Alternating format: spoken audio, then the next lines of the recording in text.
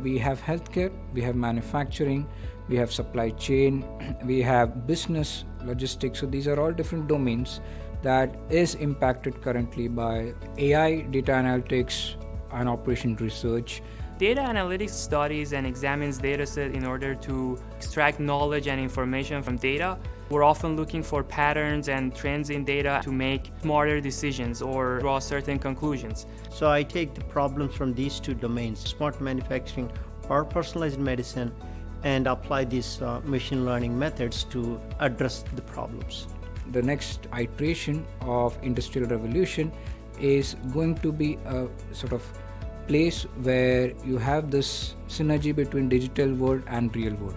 So the applications of AI, machine learning, data analytics are going to impact each and every domain, and what that will help us do is to arrive at decisions based on data rather than guesses.